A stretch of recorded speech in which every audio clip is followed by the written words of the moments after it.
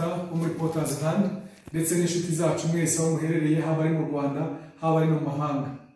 Icyumweru kirashize, uyu munsi ni ku cyumweru, ndagira ngo mbahe ikaze muri aya materaniro. Nubwo duteraniye mu ngo zacu, ariko ndagira ngo mbahe ikaze kuko nzi ko tugiye gukurikirana ijambo ry'Imana Imana idufitiye muri uyu munsi. Nizeye ko Imana yabanye namwe kandi yabarinze mu minsi itambutse. Imana ihabwe ikuzo n'icyubahiro. Ndagira ngo rero mbahe ikaze kugira ngo dusangire ijambo Imana idufitiye muri uyu munsi.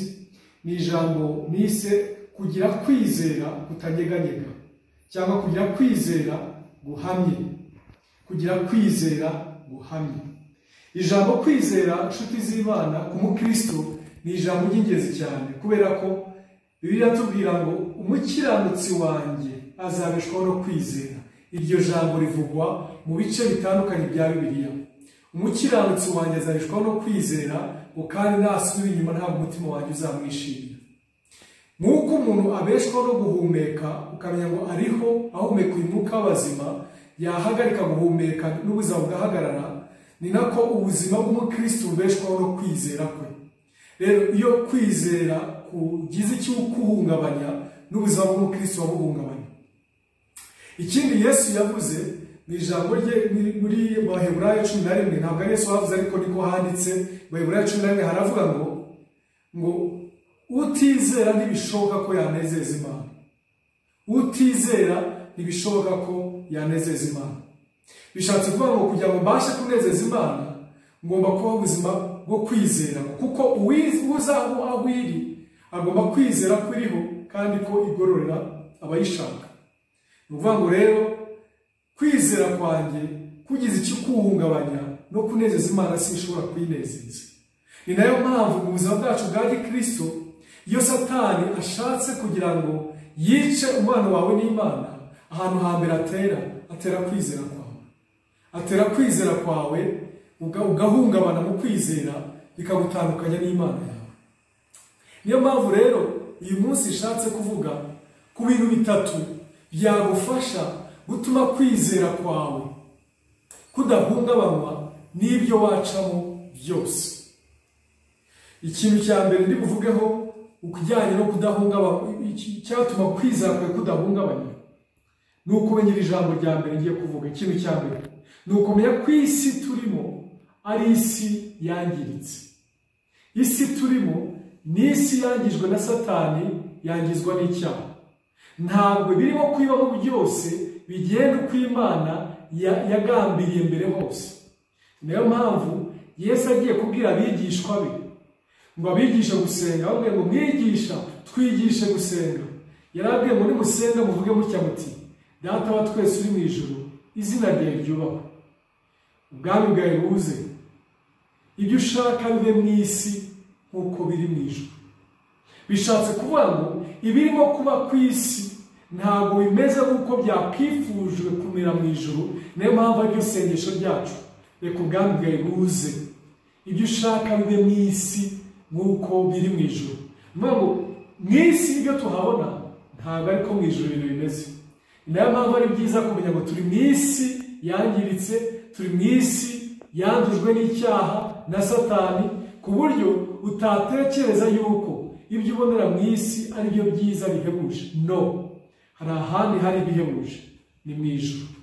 Aho biri aho ngaho, aho Imana itwara 100%, aho itegeka, aho ubushake bwayo buba nk'uko ibyifuza umunsi ku wundi. Ntabwo mu isi ariko birimo kumera. Ibyo turimo kureba, intambara zibera mu isi, ibyorezo bibera mu isi, indwara zibera mu isi, abantu kwangana bibera mu isi, kugambana kubera mu isi, kwicana kubera mu isi, ntabwo wambwira ngo nibwo bushake bw'Imana.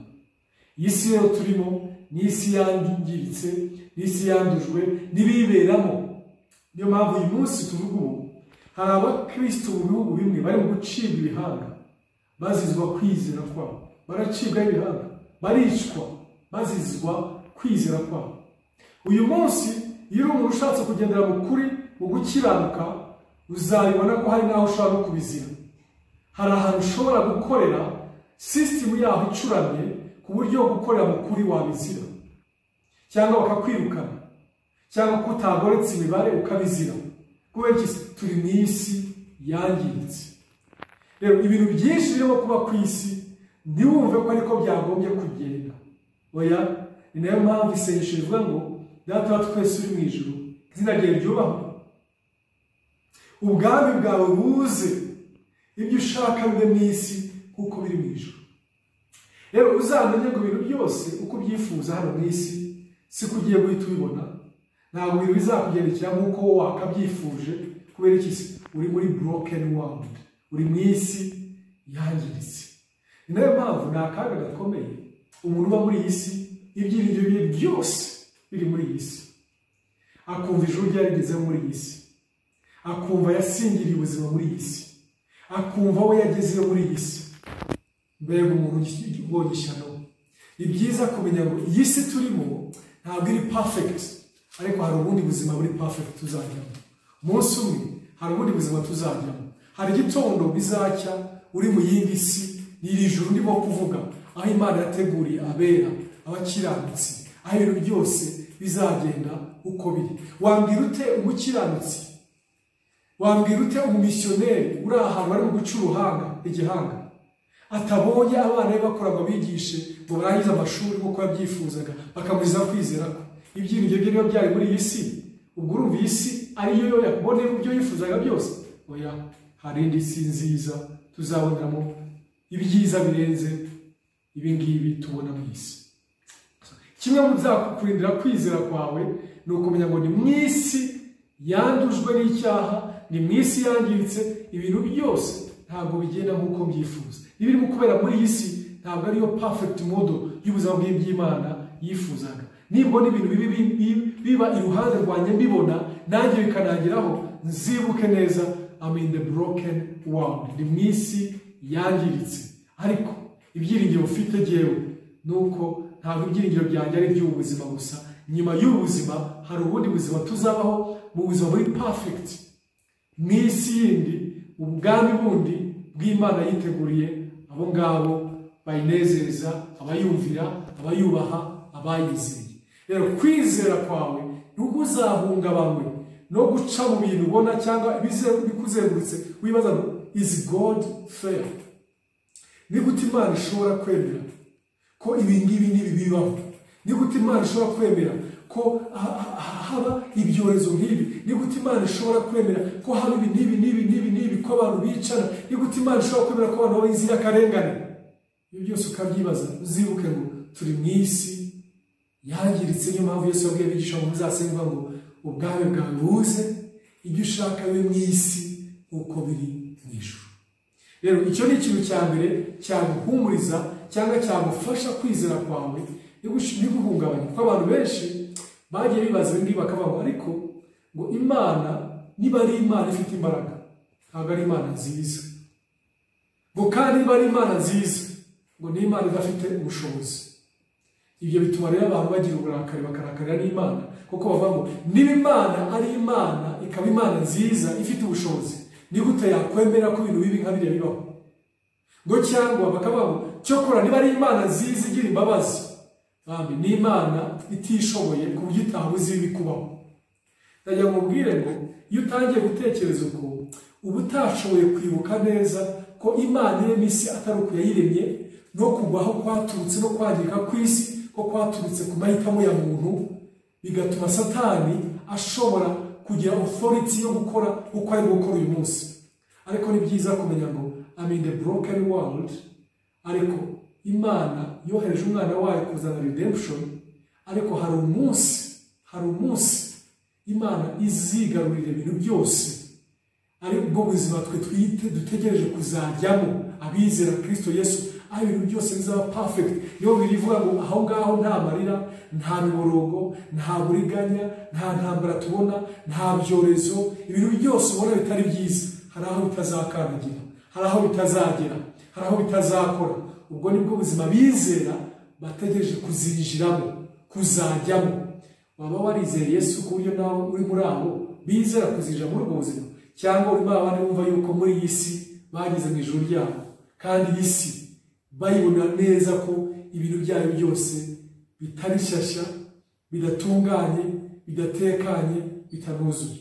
Rero ku mukristo nubona ibi biri mu kuba mu isi bikuzengurutse ntibizice kwizera kwawe ngo biguhungabanye, mwumve washidikanya Imana, mwumve wayibazaho, mwumve wanayituka cyangwa wanayirakarira. Uzibuke ko you are in the broken world, uri mu isi yangirijwe n'icyaha na Satani. Ariko rero ntabwo ariyo herezo, iyi si siyo herezo. Hari ubundi buzima noneho buri perfect abizera bazajyamo, abizeye Kristo Yesu.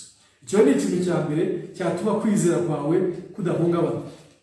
Ikintu cya kabiri cyiza ko umuntu cyatuma adahungabana mu kwizera kwe ni ukumenya neza ko ibintu byose sinzabibonera igisubizo cy'impamvu yatumye biba cyangwa se cy'icyabiteye, kuko bimwe muri byo hari umugambi w'Imana nzasobanukirwa hanyuma.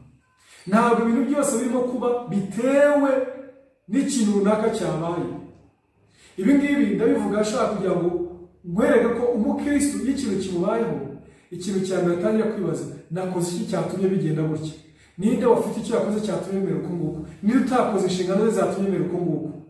Hari ibintu bimwe biterwa n'amahitamo mabi yacu, hari ibiterwa n'ibyaha. Uhita ubona umuntu akisenyera urugo kubera kutamwizerwa, uburiganya bw'umuntu bukamwirukanisha ku kazi, gukora nabi ukamwangiriza ibyo yagombaga gukora, kuba umunebwe ukabona n'ingaruka z'amahitamo mabi, bikaba biri evident ubona. Ariko hari n'ibintu utazabonera igisobanuro, hari ibintu utazabonera igisobanuro cyo kumva impamvu ibintu byabaye uko biri. Ndakwereka urugero. Muri Yohana ibice 9:3 hari ikintu cyabaye. Bibiliya iratubwira ngo Yesu yari arimo kugenda n'abigishwa be. Aho ngaho muri iki gice cya Yohana ibice 9 arimo kugenda n'abigishwa be ngo basanga umuntu wavukanye ubumuga. Afite ubumuga baramureba, babwira Yesu, arabaza bati, mwigisha, ari uyu muntu ari n'ababyeyi be ninde wacumuye, ninde wakoze icyaha kugira ngo bibe byarabaye uko byabaye? Kuko kuri bo icyo gihe bumvaga yuko ikintu kibi cyose kiba ku muntu giterwa n'icyaha, giterwa n'umuvumo, giterwa n'amahitamo ye mabi. Ariko bumva Yesu ukuntu yagiye kubasubiza. Yesu bari bamubajije umurongo wa 2, abigishwa baramubaza bati, mwigisha, ninde wakoze icyaha, n'uyu cyangwa n'ababyeyi be ko yavutse ari mubi? Icyo kibazo yabajije.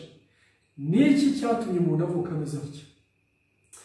Ibyo rero kutabimenya, abantu benshi hari ikintu kiba bagatangira kuvuga ngo buriya byaba byatewe n'iki, n'amasengesho ye make cyangwa n'ababyeyi batasenze neza. Ibyo bijya bibaho.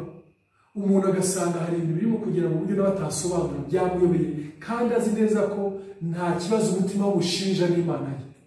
Ni byiza rero kumva Yesu ngo ajye kubasubiza, arababwira ngo, Yesu arabasubiza ati, uyu nta cyaha yakoze cyangwa ababyeyi be, ahubwo ni ukugira ngo imirimo y'Imana yerekanirwe muri we. Wari uzi ko hari ibintu bishobora kubaho ari ukugira ngo Imana iziheshe icyubahiro, udashobora kubona ibisubizo? Uvuga ngo rero ikintu cya mbere gishobora gutuma kwizera kwawe kudahungabana kubera ibintu urimo gucamo udasobanukirwa, utumva, utanafite ibisobanuro, icyago no kubazabanza ukibuka yuko isi turimo ari isi iri broken, kandi ko iherezo ry'isi ntabwo ibyiza byose tuzabona hano mu isi. Oya, na Yesu yabwiye abigishwa, arababwira ngo muri iyi si muzaboneramo amakuba menshi, ariko nimuhumure, nanesheje isi. Ariko ngo bazaboneramo amakuba menshi. Kandi bikaba ngo amakuba n'ibyago by'ubukiranutsi abonera muri iyi si ngo ni byinshi, icyakora ngo Uwiteka amukiza muri byose.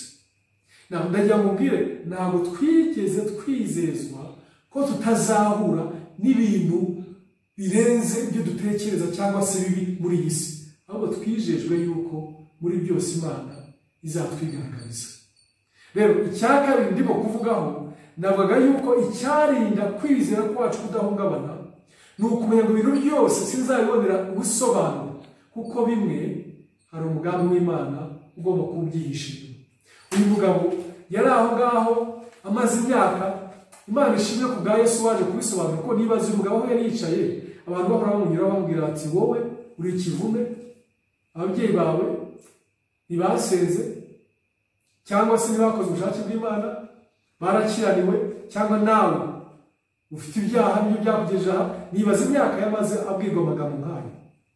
Ariko Yesu ahageze, abigishwa baje ikibazo, arabasubiza ati ari uyu nta cyaha yakoze, ari ababyeyi be nta cyaha bakoze, ngo ibi byamubereyeho kugira ngo Imana izabashe kwihesha icyubahiro.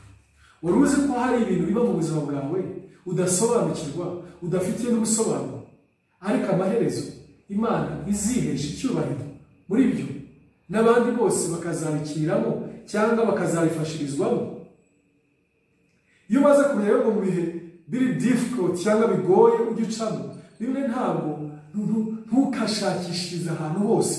Igihe warebye umutima wawe ugasanga ntibyaturutse ku myitwarire mibi yawe, ukareba impande zose ugasigara nta gisobanuro ufite, aho kugira ngo bitume kwizera kwawe mu Mana guhungabana, ngo utangiye kumva Imana ushidikanyije ko ari nziza, ushidikanyije ko ugira neza, ushidikanyije ko ukiranuka.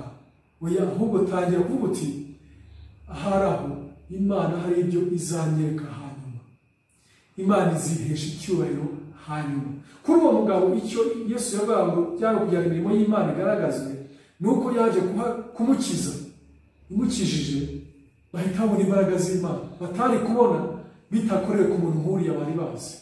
Rero inshuti z'Imana, ni byiza aho kwibaza ngo kubera iki ibi byaba bimbayeho, ahubwo wakwibaza ngo hamwe n'ibi bimbayeho nahesha n'Imana icyubahiro, nakorera nte Imana. Niba hari imibereho urimo muri yo, hagati muri yo, shakisha uburyo ushobora gukorera Imana no muri yo, aho kwibaza ngo kuki yemeye kwibimbaho, ahubwo muri byo shakisha uko uyikorera, bizayihesha icyubahiro, izihesha icyubahiro muri ubwo buzima bwawe urimo, kandi uzasanga yuko Imana ari Imana igira neza. Iyo ufashe urugero rwo muri Bibiliya mugafata umusore witwa Yosefu, wabanaga na se na bene se, akunzwe n'ababyeyi be, aza kugira inzozi azibwira umubyeyi we. Umubyeyi we arazimusobanurira icyo zishobora kuba zisobanuye.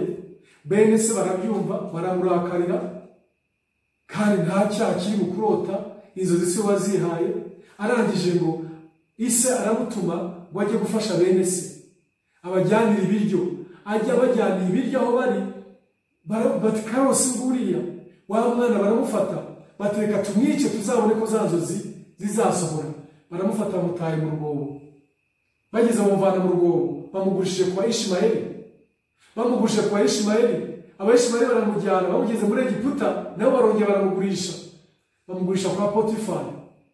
Ariko kwa Potifari yibereye mu kazi ke, muka Potifari ashaka kumugusha mu byaha. Umusore yanze kugwa mu cyaha, ahisemo gukiranukira Imana, ahisemo kumwizera imbere y'Imana. Baramubeshyira ngo yafashe ku ngufu, atigeze afata ku ngufu. Bamubeshyira ngo yafashe ku ngufu, agiye mu buroko, nta n'umurenganuye, afungiyemo imyaka. Ari mu buroko, abandi bafunganywe barota inzozi, arazibarotorera, arazibasobanurira. Amaze kuzibasobanurira, bo barafungurwa, bamwizeza ko bazamwibuka nibageze hanze, ko bazamugira neza. Bageze hanze nabo baramwibagirwa. Ndashaka ube Yosefu akanya gatoya, wicare muri ubwo buroko, urebe agafilimu k'ubuzima bwawe, urebe uturuka kwa so, urebe bene so bakugambanira, urebe ugurishwa bwa kabiri, ubone uba ubeshyerwa, nta n'umwe ukurenganura. Imana yo mu ijuru rema ikubona ntikurenganura.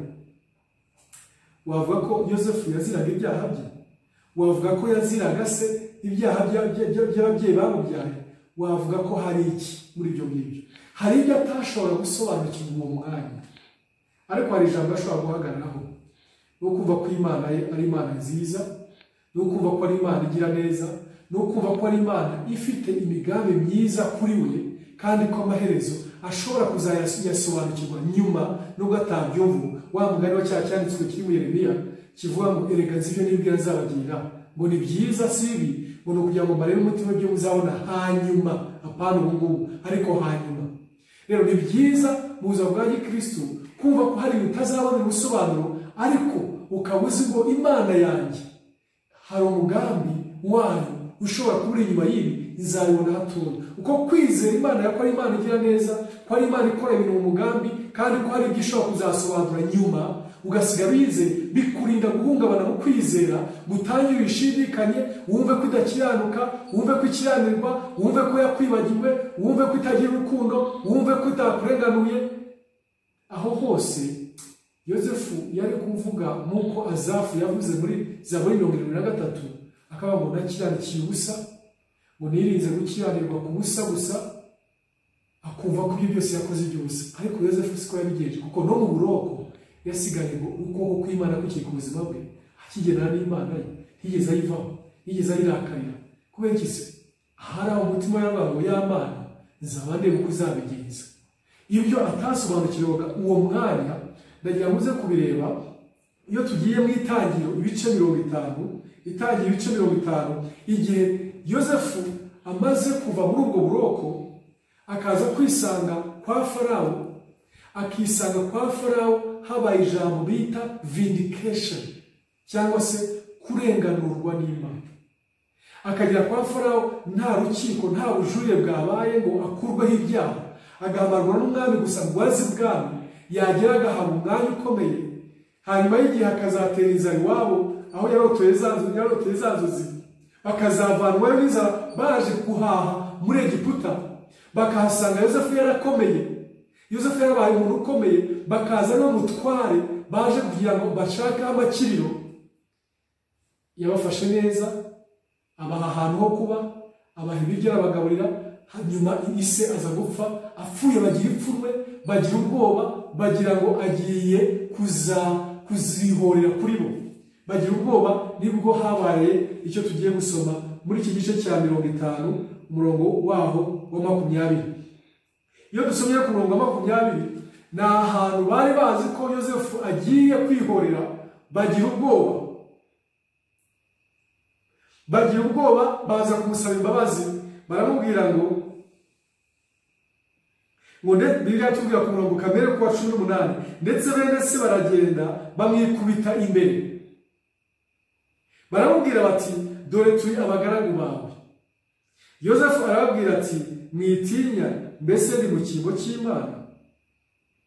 Umurongo wa 20 arababwira ngo ku bwanyu mwari mushatse kungirira nabi, ku bwanyu mwari mushatse kungirira nabi, ariko Imana yo yashakaga kubizanisha ibyiza kugira ngo isohoze ibibiriho none, ikize abantu benshi urupfu. Actually, bene se bari bafite ipfunwe.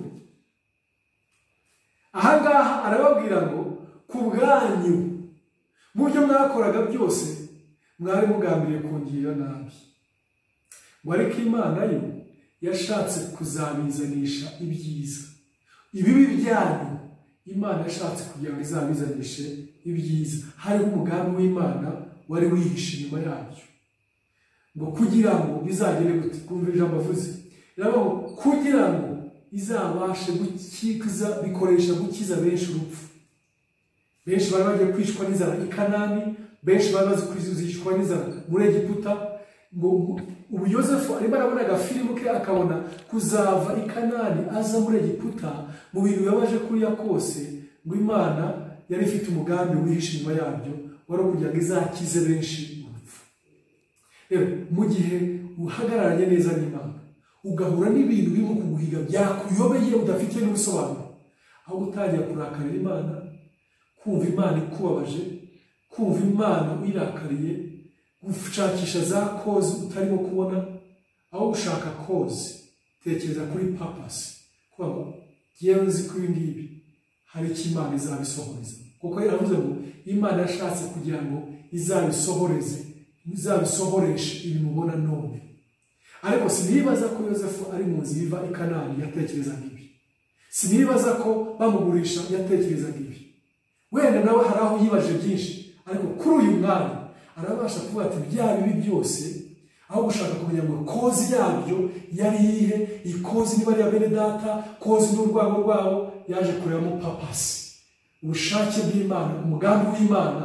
Ubwo bo hari kozi bari bafite y'urwango rwabo, kuri jyewe ndabona papasi y'Imana yashaka kuzakiza benshi urupfu, inzane hano kugira ngo na za nzozi izabashe kuzisohoza. Rero ntuzarakare Imana ngo kwizera kwawe kuzahungabana. hari umuntu ukora ubukwe agahita abona urubyaro mu mwaka ukirangira, hari umara imyaka 5 atarabona urubyaro, hari uhita abona impanga, hari utinda kubona abana. Hari bamwe barakajwe n'icyo gihe, akumva arakajwe n'Imana kuko Imana iri unfair. Ni byiza gusigara ukiringiye Imana, ndashaka kuzabona ibyiza yasohoza hanyuma, ndashaka kuzabona ubuhamya buzabivamo hanyuma. Ibyo ni byo bintu byiza kumenya ngo harimo umugambi w'Imana muri ibi nzamenya hanyuma, nk'uko Yosefu yabivuga. Ikintu cya gatatu numva nagusangiza cyadufasha kugira ngo kwizera kwacu kudahungabana ni ukumenya iki ngiki, ngo Imana igifata ibibi Satani yaragambiriye kutugira nabi ikabihinduriramo ibyiza kuri twebwe. Ibi ngibi biragaruka kuri iki cyanditse tumaze gusoma muri ahangaha mu Itangiriro ibice 50 umurongo wa 20. Uyu murongo twasomaga, wumve amagambo Yosefu avuze ngo ku bwanyu mwari mushatse kungirira nabi, ariko Imana yo yashakaga kubizanisha ibyiza kugira ngo isohoze ibi biriho none, ikiza abantu benshi urupfu. Ibyo mwari mugambirire kungirira nabi, Imana yashatse kubizanisha ibyiza. Iyo uri umwana w'Imana ukabona uhagararanye neza n'Imana, uragera n'Imana, ibintu biri mu kubaho Satani yakifuje ko biguhungabanya ukarakarira Imana, uzajye wumva ko ibyo Imana ishobora kuzabizanisha ibyiza. Usigara utegereje icyo ngicyo ngo reka ibyo nibwira kuzipagira ni byiza si bibi. Ni ukugira ngo mbare n'umutima byo muzabona ryari hanyuma. Ibyo hanyuma bizaba byiza. Tegereza urebe icyo Imana ishaka kubizanisha. Ibyo bikanjyana hahandi mu Baroma ibice 8 umurongo wa 28. Abaroma ibice 8 umurongo wa 28 ho ikintu hatubwira, naho haratubwira ijambo ridusobanurira icyo kintu cy'ibintu tutumva ubu ngubu n'iki Imana yaba igamije kubikoresha. Kamitengerayo mu Baroma ibice 8 umurongo wa 28. Umva ko hatubwira, aravuga ngo kandi tuzi yuko kubakunda Imana byose, umva iryo jambo, tuzi yuko kubakunda Imana byose. Iyo bavuze kubakunda Imana, iryo jambo kubakunda Imana ni byiza kuryumva. Bibiri ivuga iki kubakunda Imana? Ntabwo icyanditse kivuze ngo kandi tuzi yuko kuba Imana ikunda. Ntabwo ariko ijambo rivuze. Riravuze ngo kandi tuzi ko kubakunda Imana. Ni ibintu bibiri bitandukanye. Tuvuze kuba Imana ikunda, Imana ikunda abantu bangahe? Bose. Abakijijwe n'abadakijijwe, abakiranuka n'abakiranirwa, bose Imana irabakunda. Kuko biravuga ngo Imana yakunze abari mu isi cyane, byatumye itanga umwana wayo w'ikinege. Ntabwo yakunze abakristo cyane ngo itange umwana wayo, yakunze abari mu isi. Ariko iyo tugeze kuri iki cyanditswe, Bibiliya iravuga ngo kandi tuzi yuko kubakunda Imana, abakunda Imana n'abameze gute rero? Bibiliya tubwira muri Yohana ngo nimunkunda muzitondera amategeko yanjye. Nimunkunda muzitondera amategeko yanjye. Bibiliya iravuga rero ngo kubakunda Imana, iyo uzi neza ngo uri ugendana n'Imana, wubasha Imana, usenga, wumvira Imana, ibintu bikakubaho, ubona tumva impamvu nta n'ubusobanuro, kabone n'iyo abandi baza bakubwira ngo dore kuvuga ko usenga, ibise byakubayeho gute? Muvuga ko Imana, ngo Imana muhora mu masengesho mwiriza, ubise bimaze iki? Ukuva abandi ko bakubwira. Nugera ahantu wumva utabyumva impamvu yo kukubaho kandi uzi ko ukunda Imana, dore ijambo kunimo kuvuga rikubere riguhumurize. Kandi tuzi yuko kubakunda Imana byose bifatanyiriza hamwe kubazanira ibyiza, ari abo bahamagawe nk'uko yabigambiriye. Iyo uzi ko uri mu mugambi w'Imana, iyo uzi ko ukunda Imana, iyo uzi ko ubayeho neza, iyo uzi ko ukiranukiye Imana, ukabona ibintu bitarimo kugenda uko ubyifuza, uzasigara uzima Imana ibi bibi izabizanisha ibyiza. N'Imana ibihindura, bihundurira kuzana ibyiza. Yosefu yaravuze ngo ku bwanyu mwagambiriye kungirira nabi, ariko Imana yo yashatse kubizanisha ibyo bibi mwagambiriye gukora mungira nabi. Imana yashatse kubizanisha ibyiza ku buzima bwanjye, ariko si ku bwanjye gusa, ngo kugira ngo izatungishe benshi bari bagiye kwishwa n'urupfu. Ibyo rero niyo majambo muri mu Baroma batubwiye ngo kubakunda Imana byose bibabaho. Umugabo witwa Pawulo yigeze gusenga. Bibiliya yatubwira ngo yarasenze inshuro 3 ngo hari igishako kiri ku mubiri we, ngo abwira ngo Mana iki gishako wakinguyeho. Imana yamubwira ngo Pawulo, ngo ubuntu bwanjye buraguhagije, kuko mu ntege nke zawe ngewe mpabwa icyubahiro. So ni byiza kumenya ngo ntibimbuza gusengera ikintu, ariko ikintu cyose kirimo kumbaho na kiranuka Imana ahagaze mu bwizerwa bikambaho, nzategereza kureba ukuntu Imana izabizanisha ibyiza. Rero ibyo bituma ntarakarira Imana, bituma ntumva nihebye, bituma numva Imana ntayifata ukundi, bituma kwizera kwanjye gusigara kutanyeganyega. Ibyo bituma rero dusoreza ku magambo y'uriya mugabo yanditse mu gitabo cy'Abakuku, aho yavuze ngo naho umutini utatoha, inzabibu ntizere imbuto, bagahingira ubusa imyelayo, amasho agashira mu kiraro, nta kabuza ko nishimira mu gakiza k'umucunguzi wanjye. Waba uri umukristo watekereza ngo hamwe no kwizera nuko ibintu byose bigomba kugendekera neza, igihe bitari kugera neza ugashidikanya presence y'Imana, oya, reka no hagati y'imiraba usigara uzi ngo Imana iracyari ku ngoma. Kwizera kwawe no kunyeganyega, umenye ngo Imana irashobora kuhizanisha ibyiza ibyo bibi wacagamo. Ushikame. Umugabo witwa Yobu, ibyambayeho byose byatumaga agomba gukweshoninga Imana, kwibaza ko Imana ari ikiri Imana, ariko ntiyabyemereye. Yagize ahantu aravuga ngo nzi ko umucunguzi wanjye ari muzima, ngo naho uyu mubiri wanjye mureba wabora. Yasaga nk'uwemera ngo Imana ishobora kwemera ko umubiri wanjye ubora, ngo amaso yanjye azabona Uwiteka. Agiye aravuga ngo naho ubwayo yanyica nzapfa niringiye. Wikwemera ko kwizera kwawe kuba ari ukwizera gufite kondisiyo gushingiyeho ko Imana nidakora ibi ngo itazaba ikiri Imana. Oya, reka ukureho iyo mipaka, ukureho izo kondishoni, uvuga ngo ibyo nacamo byose zasigara kwizera kwanjye kutanyeganyega, kugishikamye. Kuko ayo niyo magambo tubona mu byanditswe byera, abantu benshi bagiye bashikama. Bariya basore 3 bajya kujugunywa mu itara ry'umuriro, baraza ngo tuzi ko Imana yacu ishobora kudukiza rwose amaboko y'umwami Nebukadineza.